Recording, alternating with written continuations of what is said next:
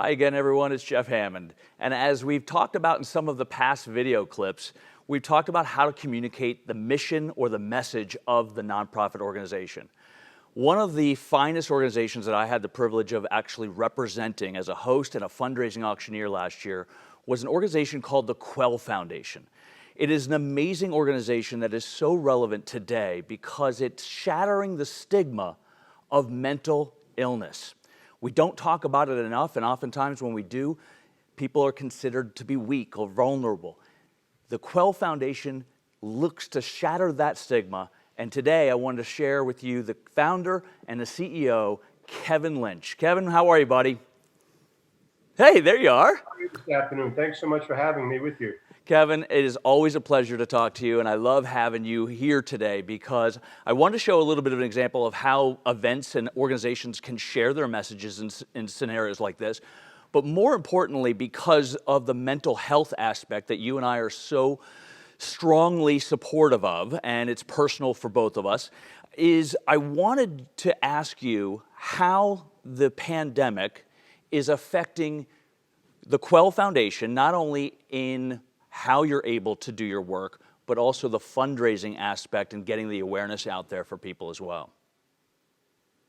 Well, Jeff, this pandemic has had a deleterious effect on every population across the country. We have recognized that, and we're certainly experiencing a greater need and a greater demand for mental health care services. Sure. Unfortunately, the access just is not there. There's such a dearth of providers. So it's impacting the Quell Foundation directly because we're not able to be out there in front of our donors and being out there to travel around the country and explain to them what it is, what our mission is, and what we're trying to accomplish.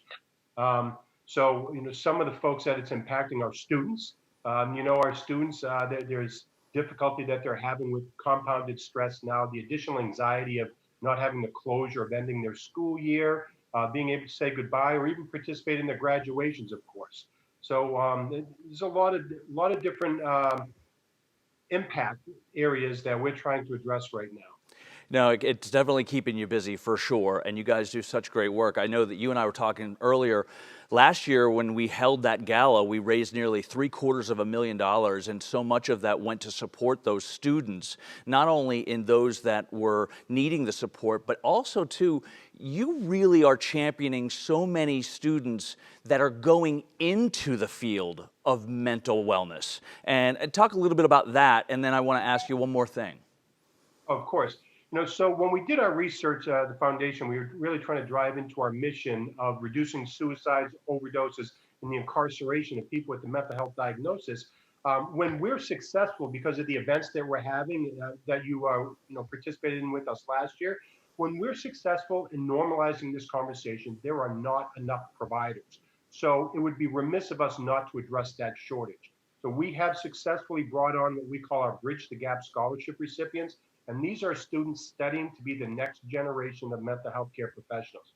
We are very fortunate to be able to say that in just 4 years, we have students in 49 states and over 400 universities, and we've distributed $1.8 million. And that's where the money went from last year. Yeah, it's just honestly one of the great feel-good stories, and I love any time that we can just shatter the stigma, as you and I are fond of saying.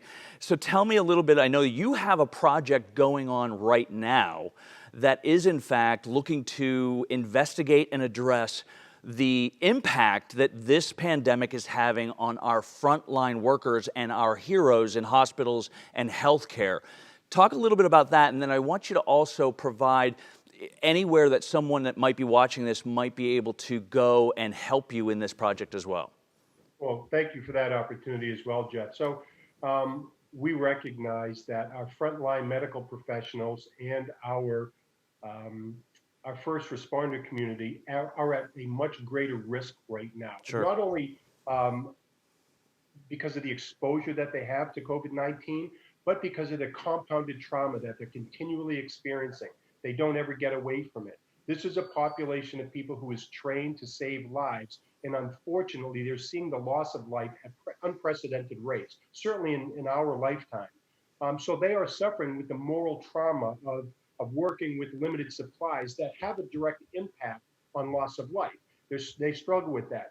So what we are trying to do, a couple of different things. One is we're developing a documentary about our first responder community Right. who has the highest rate of suicide.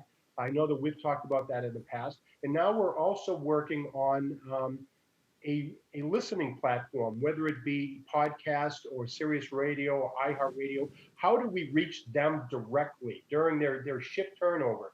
Because when they leave that building, there's only a very brief period of time when they go from being a nurse or a doctor to going home and being a spouse or a mom or a dad. And we need to be able to get them during that point to help them manage and unpack some of the experiences that they're having during the course of their day.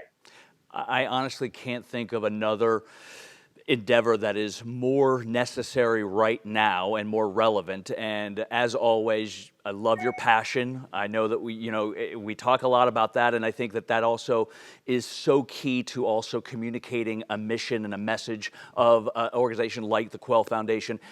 If someone wanted to help and they wanted to either provide their involvement in your video project, or they just wanted to support the mission of Quell Foundation, how could they do that?